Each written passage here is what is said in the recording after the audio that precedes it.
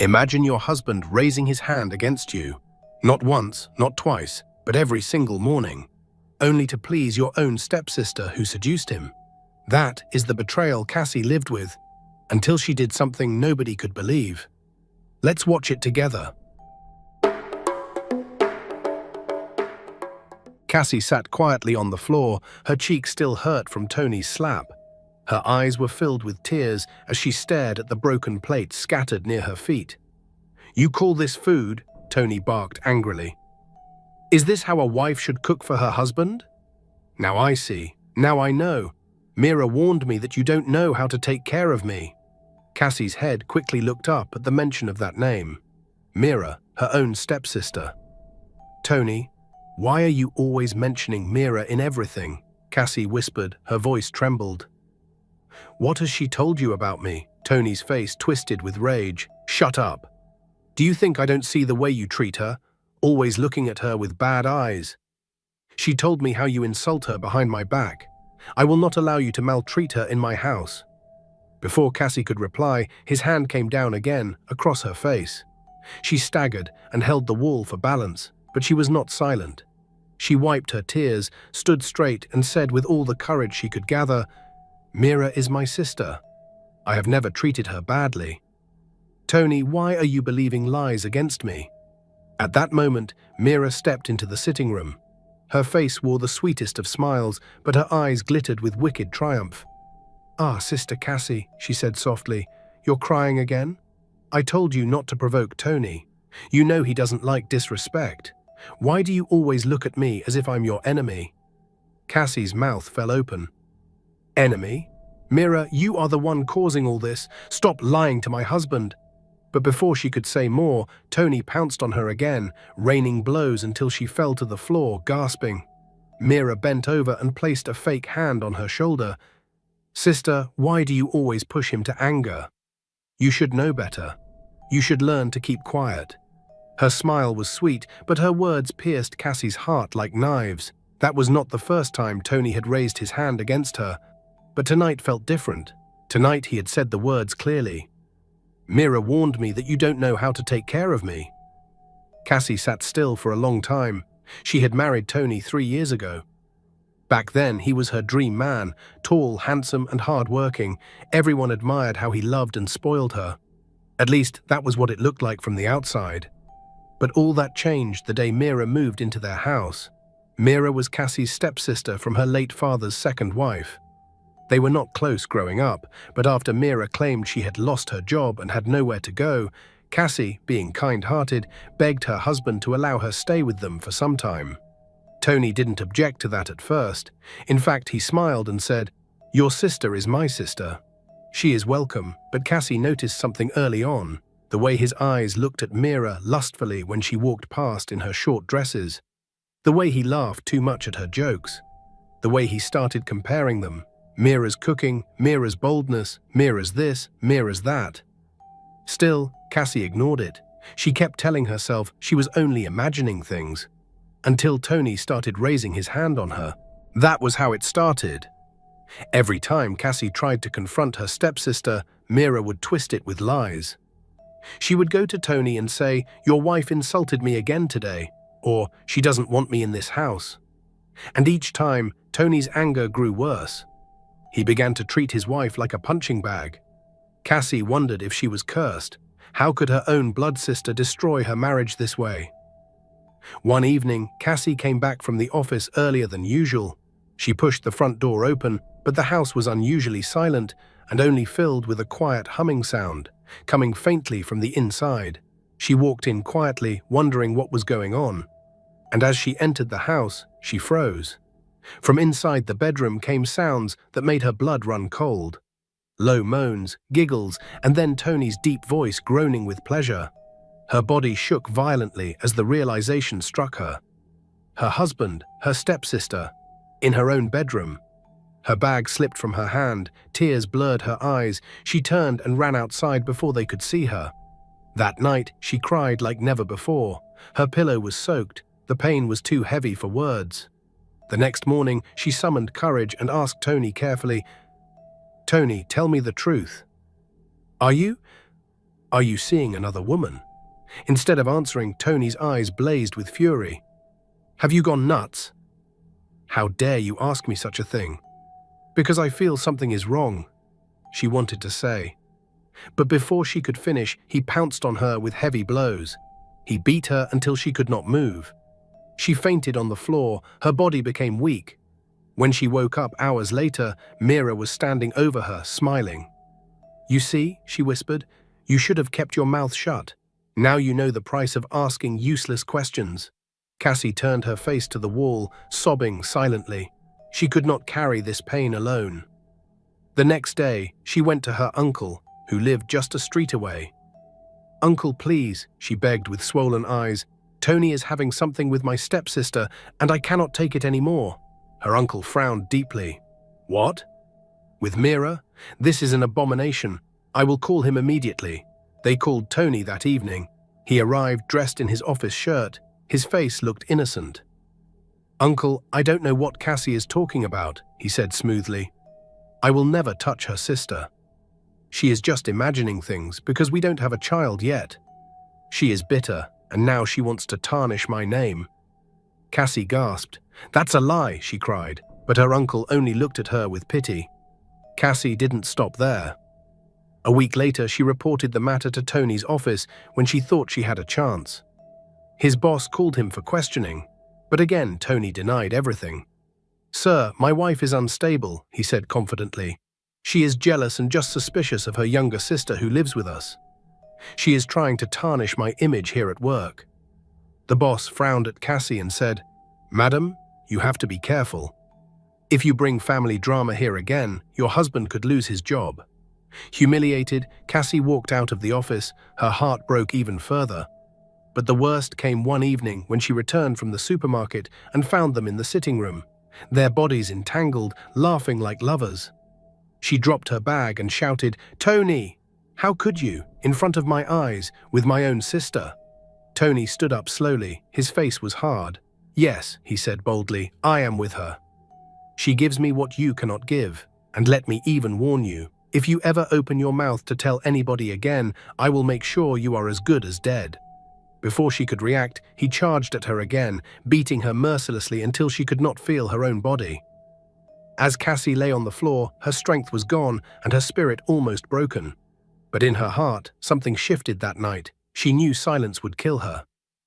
And for the first time, she decided she must go see her friend Janet and tell her what was happening. As she thought about it, her tears rolled freely, but this time they were mixed with a small spark of hope. As Cassie sat in Janet's shop the next morning, her face was still swollen from the beating. The whirring sound of sewing machines filled the room, but Cassie heard nothing. Her heart was heavy and her mind filled with shame. Stop crying, Cassie, Janet said firmly, holding her friend's hand. Enough of these tears. You have done everything a wife can do. You reported him to family, to his office, and they all believed his lies. But now it's time to stop talking. We need proof, Cassie whispered. Yes, Janet nodded. Men like Tony only understand shame when the truth is shown to the world. And that stepsister of yours, she will not stop until she has destroyed you completely. We must find evidence of what they are doing and hold them red-handed. Cassie wiped her face. For the first time in months, her tears stopped flowing. But how will we do it? She asked. Janet leaned closer, lowering her voice. We will follow them. We will record them. We will gather every piece of evidence until they cannot deny it again. That evening, Cassie returned home quietly. Tony was seated in the sitting room with Mira. Both of them were laughing at something on the phone. When he saw Cassie, his smile disappeared and his eyes narrowed. Why are you staring? He barked. Cassie lowered her gaze quickly and whispered, Nothing. But in her heart, she made up her mind. I will no longer cry. I will gather proof. The first chance came just 3 nights later. Tony dressed in his best shirt, spraying perfume all over his body. Where are you going at this hour? Cassie asked carefully. To see a client, he snapped. Don't wait for me. To see a client at night, Cassie wondered, but she didn't press further. When the door closed, Cassie's chest tightened. She quickly dialed Janet's number. He just left, she whispered. Good, Janet replied. Meet me at the junction. We will follow him. Cassie wrapped her scarf around her head and slipped out of the compound. Her heart pounded as she joined Janet in her car. Together, they drove slowly behind Tony's vehicle through the busy Lagos streets. After 30 minutes, he parked in front of a hotel. Cassie's hands shook as she held Janet's arm. They watched from the car as Mira arrived minutes later in her red dress and high heels. She smiled at Tony, who touched her waist possessively as they both entered the hotel. Tears filled Cassie's eyes, but Janet held her hand tightly. "Don't cry now. This is the proof we need." Cassie nodded and lifted her phone, recording everything. They waited for 2 hours in the dark car. When Tony and Mira finally came out, their clothes were rumpled, their bodies too close. Janet whispered, "Record them now." Cassie's phone camera caught Tony kissing Mira, whispering something about next time. Mira laughed, brushing his chest with her hand like a woman who owned him. Cassie's body trembled with rage. She wanted to jump out and scream, but she stayed silent. She kept recording. When they finally drove away, Cassie collapsed against the seat. Her heart was broken, but her spirit was alive. "This is it," Janet said. "Step 1 completed. We have video proof." She quickly drove Cassie back to the house even before the two lover birds returned. The next week, Tony's violence grew worse. Every little mistake, every tiny excuse became a reason to beat Cassie. Sometimes she would sit on the floor holding her ribs in pain, and Mira would stand in the corner, watching with folded arms and a smile playing on her lips. 2 days later, Cassie overheard them planning another secret meeting. She quickly informed Janet, and together they followed again. This time, Janet carried a small recording device her cousin had given her. They captured clear audio of Tony telling Mira, "My wife is useless. You are the real woman in my life. I will soon throw her out. Then we can live freely." Mira laughed like a spoilt child. "Promise me, Tony." "You must choose me completely." "I promise," he replied. Janet's eyes widened as she held the device. "This is gold, Cassie." Nobody can deny this kind of proof. Cassie felt tears sting her eyes, but she swallowed them back. Good. Let the world hear his own voice. But the war was not one-sided. Mira was not only seductive, she was cunning. She started pretending more in front of neighbors, greeting Cassie sweetly in public, calling her "my sister" with a fake smile. Yet behind closed doors, she whispered lies to Tony. "She refused to give me food today. She insulted me when you were not around. She wants me to leave this house." Each lie became another reason for Tony's hand to land on Cassie. Janet was furious when Cassie told her, "This girl is playing a dangerous game. But don't worry, pretend to be quiet. Let her think she is winning. That's when she will make her biggest mistake," Cassie tried. She tried to stay calm, to smile in front of Tony even when her heart was bleeding. She cooked, she cleaned, she played the obedient wife. But every night, when Tony left the room to sleep in Mira's bed, Cassie curled up alone, whispering to herself, "One day they will pay for this pain they are causing me." But the worst was only about to happen, and that day came sooner than expected. One Saturday afternoon, Tony hosted some of his friends in the sitting room. Cassie prepared jollof rice for them, serving the food quietly as a good wife should. But Mira came out wearing one of her beautiful seductive skirts and blouse, loosely showing her chest, and her shoulders were bare. The friends whistled and laughed, and Tony grinned proudly. "This is our sister and my sweetheart," he said boldly, pulling her onto his lap. Cassie's heart stopped. Right there, in front of his friends, he paraded her stepsister as his sweetheart. Humiliated, she dropped the tray she was holding. "Tony, how dare you? With my sister? In front of guests, too." Tony's smile vanished. He shoved Mira aside and stood up. "Are you crazy? You want to disgrace me in front of my friends?" Before she could answer, his blow descended on her, merciless and hard. His friends tried to stop him, but he warned them off. "If any of you interfere, you wouldn't like what I'll do." They looked away, ashamed, while Cassie cried out in pain. After he was done, he finally left her on the floor, bleeding and weak. Cassie crawled to her room with blood dripping from her lip. Mira appeared at the door, smiling cruelly. "You should have kept your mouth shut," she said softly. "Now see what you got."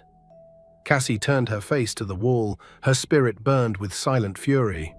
That night, she whispered to herself, "They think they have won, right? But they don't know me yet." 2 days later, she decided to confront Mira directly. She found her in the sitting room, painting her nails while scrolling through her phone. "Mira," Cassie said quietly, "I know everything. I know you are sleeping with my husband." Mira didn't even flinch. Instead, she raised her head, blew on her nails, and smiled. "So?" she said. Cassie blinked. "So? Are you really proud of it?" "Yes," Mira replied boldly. "You have found out finally." "And what can you do? You can't even give him children or even satisfy him. What kind of wife are you anyway? He deserves better, and I am giving him what he wants." Cassie's voice shook. "Did you realize you are destroying my home?" she asked. Mira laughed. "Home? This is my home now. You are just a guest here, and very soon you will pack out with your empty womb." Cassie's hand trembled as she pressed her phone in her clothes pocket. Unknown to Mira, she had also recorded every word. That night, Cassie met with Janet and played the recording. Janet's eyes widened. "This is powerful, Cassie. Everyone will soon hear the truth, and nobody will believe their lies anymore." Cassie's eyes, though swollen with pain, now carried the quest for vengeance. She no longer cried herself to sleep. She was patient, watching, collecting her silent weapons. Until one evening, she walked past their bedroom and heard Mira's voice, sharper this time. "Tony, you must tell her soon. I can't hide this forever. She will find out anyway." Cassie froze. She placed her hand on the wall. What couldn't be hidden, she wondered. Tony's voice came next, low and urgent. "Calm down. We will tell her when the time is right. For now, let her continue living in ignorance." Mira laughed softly. "Ignorance? I almost pity her. But when she sees the truth, she will know that she has lost everything." Cassie's heart beat wildly. She didn't understand what they meant, but she knew one thing. Whatever secret they were keeping would crush her completely if she didn't act first and act soon. And so, at that moment, Cassie decided. The time for silence was almost over. A few days later, it was Sunday morning when Tony's mother came visiting. Cassie had just finished dressing for church when she heard the knock. She opened the door and nearly dropped the jotter in her hand. Mama Tony stormed in, her wrapper tied tightly around her chest, her face twisted with anger. "Shameless woman," she shouted before Cassie could even greet her. "You are eating my son's food, yet you cannot give him a child. And now Mira is the one carrying his baby." Instantly, Cassie froze. "What did you just say?" The words hit her like thunder. Mama clapped her hands together. "So you don't know? Foolish woman, your sister is pregnant, and very soon I will carry my grandson. What use are you in this house again?" She spat on the ground and marched toward the bedroom where Mira was seated, painting her nails as usual. My dear daughter-in-law," Mama Tony said warmly. "I heard the good news. You will give me the heir my barren daughter-in-law could not give." "God bless you, Mira." Mira smiled sweetly, resting her hand on her flat stomach. She looked at Cassie with victory in her eyes. At that moment, something inside Cassie broke. That night, she lay awake, unable to sleep. A baby. Mira claimed she was carrying Tony's baby. Her mind was racing. If this was true, then her place in the marriage was finished. Everyone would see her as the barren wife who lost her husband to her own sister. She felt Janet's words echoing in her heart. By morning, she made up her mind. She would not just sit and cry, she would uncover the truth. 1 week later, Janet called her excitedly. "Cassie, come quickly. I have something to show you." Cassie rushed to Janet's tailoring shop. Her friend pulled out her phone and opened what? On the screen was a picture of Mira, taken secretly at a lounge in Victoria Island. But she was not with Tony, she was with another man, older, pot-bellied, and dressed in expensive agbada. Mira was holding his hand and laughing, her body pressed against him like a woman showing off her lover. Cassie gasped. "Who is that man?" Janet lowered her voice. "His name is Chief Obilor. He is a politician. People say he is her real sugar daddy. I asked my cousin who works at the lounge, and she said Mira comes there every Friday with him. Cassie, what if the pregnancy is not even Tony's?" The thought shook Cassie to her bones. Days later, she got the chance to test her suspicion. Mira had left her handbag in the sitting room. When she went to bathe, Cassie quickly unzipped it and found a folded hospital receipt tucked inside. The name of the clinic was printed clearly.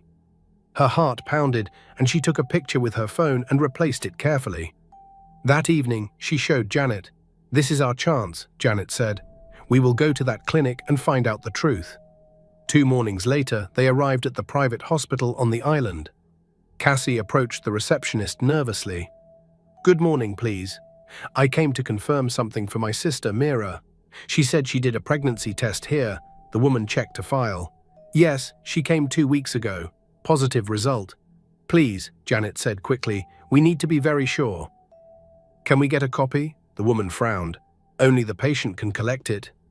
Janet leaned forward, slipping a little money across the table. The woman hesitated, then slid the paper toward them. Cassie scanned it eagerly. Something strange caught her eye. The form was filled with shaky handwriting, and the doctor's signature looked fake. Janet's eyes widened. "Cassie, this result is forged." Cassie felt her knees weaken. "You mean she lied?" "Yes, and if she lied about this, we can prove it. We'll use it to destroy her." That evening, Cassie confronted Tony in the sitting room. "Tony," she said in a steady voice, "is it true that Mira is pregnant for you?" Tony's eyes narrowed. He looked at her, and without regret, he answered, "Yes, and that is why you must pack your things. She will soon give me a child, something you could not do in 3 years." Cassie's lips trembled, but she held her ground. "How are you even sure the baby is yours?" Tony jumped up angrily. "Are you a MD? Are you calling me stupid? Are you saying my woman is sleeping around?" Mira entered just then, holding her stomach dramatically. "Cassie, you are jealous. God has blessed me with what you cannot give."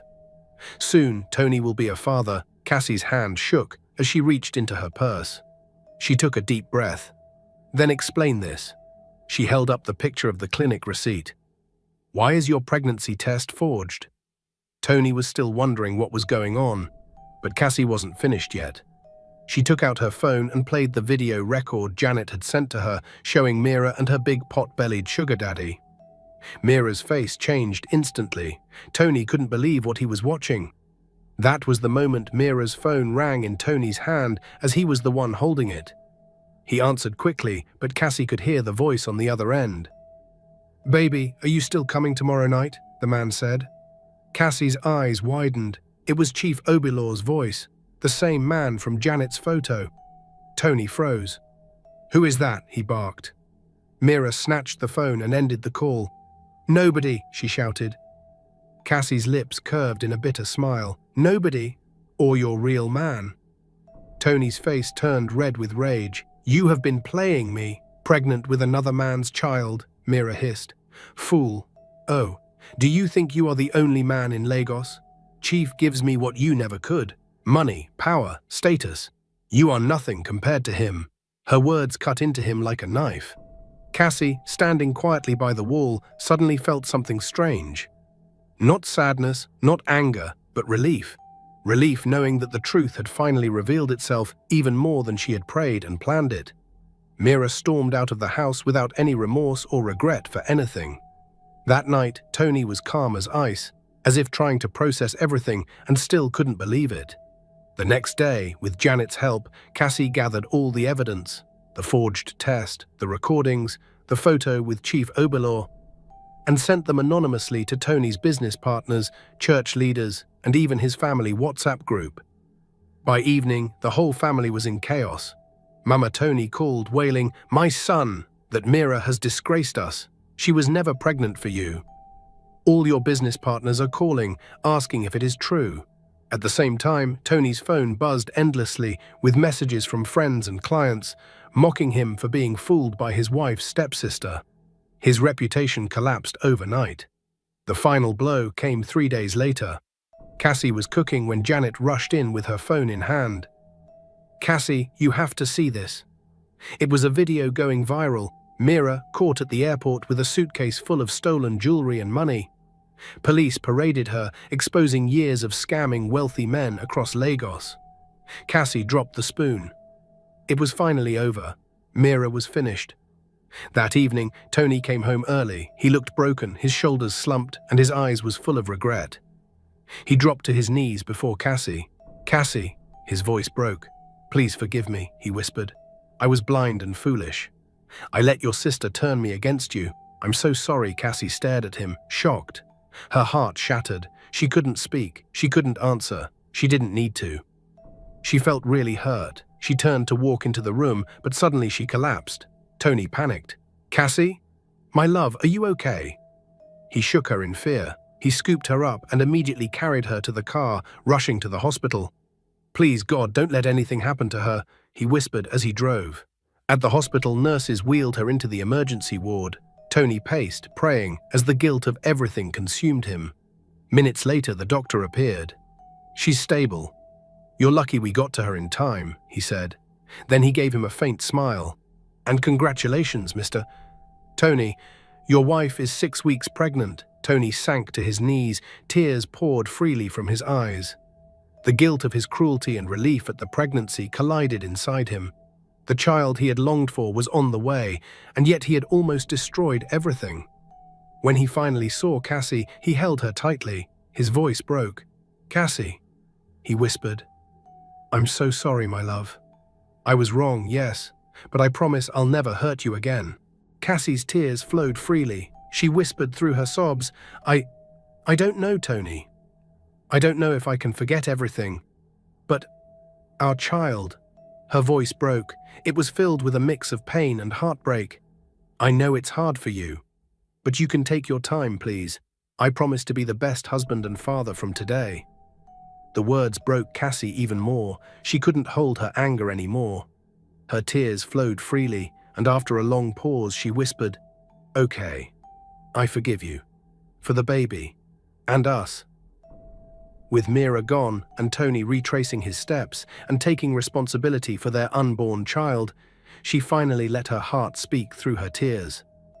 "Never betray the one who truly loves you for the one who flatters you. Lust may shine like gold, but the truth always exposes lies. What do you think Cassie should have done? Do you think she was right by giving Tony another chance? Or should she have left him for good? Comment your thoughts below. I'll go through each of them.